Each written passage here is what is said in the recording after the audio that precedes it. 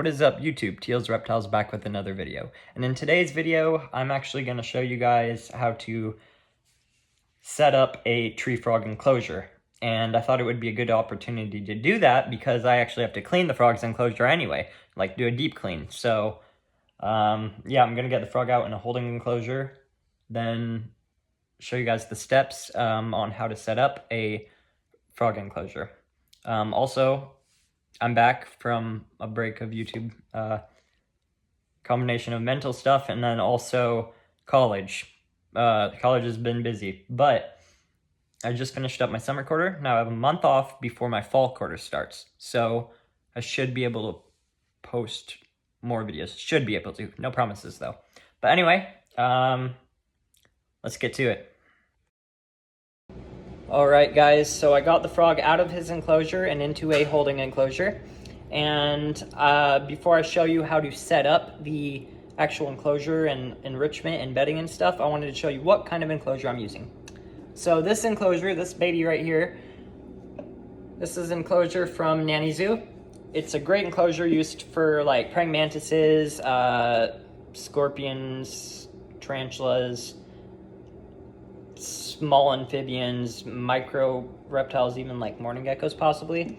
But yeah, this is my first one, and I'll be buying more because these are amazing. They have a magnetic lid. They can be used both vertically and horizontally, and I use mine horizontally, but still plenty of vertical space for my frog.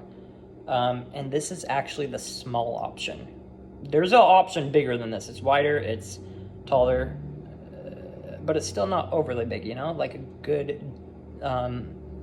good desk micro habitat. So yeah, I really like this. I'm using a Nanny Zoo for my frog, and now that I showed you what enclosure we're using, it is time to show you the next steps we take, and we'll get right to that in a minute.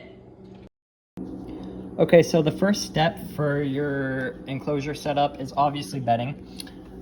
For my amphibian species, it depends on the amphibian, honestly. With my salamander, I used paper towel, but with tree frogs, I like using a simple dirt and potting soil mixture. So this is quite literally just dirt with potting soil in it. It's very soft, very diggable, holds moisture very well. So yeah, it's pretty basic, but this is the bedding I'm going to use. Also, bear with me, I'm filming this entire video by myself. I don't have a cameraman. I don't have my equipment with me today, so yeah, just bear with me. But yep, this is the bedding. I will show you guys what it looks like inside the enclosure. All right, folks, so sorry for the bad lighting. I had to set the cage down in order to do this, and this is where the frog lives. His cage is right in the middle of storage. Don't worry, I'm gonna clean it up. I know it looks messy, but yeah. I got the bedding in. There is a little bit of vermiculite in the dirt, but that's okay. It should be fine. I'm also adding live plants in here at some point. But yeah, there's the bedding, and now it's time to go to the fun part, the decorations. Okay, so the first thing I'm gonna add is a hideout. This is a hideout from Zilla, also not sponsored. I don't know how often frogs use hideouts, but I like giving all my animals the option, so yep, cute little hideout, fits perfectly. And yeah, now let's add some more decoration. The next thing you're obviously going to need is a water dish. This is a corner water dish. I really like the corner water dishes. It allows for more space in the enclosure, and I just think a water dish tucked in the corner looks better. I don't know why. It's just something I noticed. I'll put water in that when I'm done so I don't spill it everywhere, you know? So yeah, I'll put water in that when I'm done. But yeah, it's a corner water dish, pretty small. Like I said, this is a small species of frog. It's still plenty big for him to soak in it and bathe. So yeah, water dish, hide. Now let's add some more. All right, so now we are gonna add climbing opportunities. And fun fact, all the climbing opportunities used in my reptile enclosures are all none of the sticks are bought from the store. Where I live, when it storms, the wind gusts get absolutely ridiculous, so they break off tree limbs and branches and all that neat stuff. So after every storm, I usually go out and look for broken limbs, branches, or anything I can find really, and it makes up for a really cool design. Also looks more natural. And you know what, now that I think about it, I don't think a single like stick in my reptile enclosure is, I don't think I have a stick bought from a reptile store. Like, they're all from storms, which I like. I personally like the look of these natural sticks better than the like spiderwood, personally. So yeah, these are a few of the many finds after a storm that I've got. Just make sure it's, you know, nice and still for the frog so he can like jump around and not fall. I doubt he'll fall, man. I mean, he's not like a giant bullfrog or a dumpy tree frog. He's quite literally just a tree frog that my grandma found, and she was like, hey, you want a tree frog? And I was like, sure, I'll take him. And he's a great pet. He eats like a champ. So yeah, I think that will be pretty good. So those are the climbing opportunities. Now we are going to add some color. All right, this part's optional, but I always do it, and I think you should too if you own a reptile or amphibian. I added color.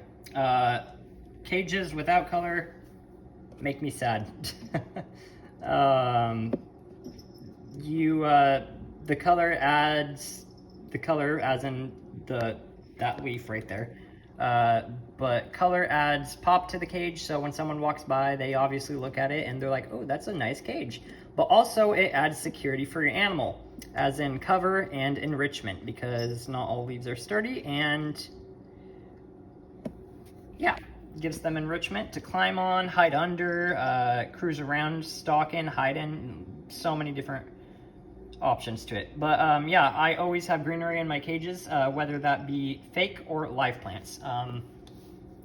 This is a fake fern that I got, a giant bush of fake plants from the Dollar Tree and Michael's, pretty much everywhere, so I have a bunch of fake stuff around, and I cut them into pieces and use them for my cages that I need. So yeah, I'm gonna add some more fake plants, but I think you guys get the general idea of what the basics are for having an animal enclosure of any sort. But yeah, I'm gonna add some more fake leaves, and then we are going to add the frog, and yeah. Okay, so I added another fake leaf. I wanna add enough where the animal can hide and feel secure, but also enough where you can see the animal. So I think this is gonna be good for now. I got a fake fern and a fake like jungle type leaf. Whenever I go to Dollar Store or Michael's, I always buy a bunch of fake plants, and they come in a bushel, and then when I need them, I cut them to size and use them. So yeah, that's pretty much the gist of using a fake plant. I might change it around later, who knows. This is the best I could do with just myself filming. And again, I apologize for the bad filming. But yeah, now it's time to add the frog. And voila, this is the finished product. And I have the frog in. That is Walter. Walter is a tree frog that was found in my grandma's backyard. She asked me one day, she's like, I found a frog, you want it? I'm like, sure. And honestly, best decision I ever made. He is a stud. He eats everything. He cruises around. He croaks at night. He's a really cool little guy. And as you can see, not very big. And this enclosure is the perfect size for him. Plenty of vertical room and horizontal. So yeah, got the sticks in there, his hideout, his leaves, his water bowl. And I also mist it down at least once every day. Sometimes more than that. But yeah, if you enjoyed today's video, make sure you like, comment, subscribe. turn the notification bell on so you don't miss any of my future uploads. And remember to take care of your animals, be kind to yourself, be kind to others, and peace out.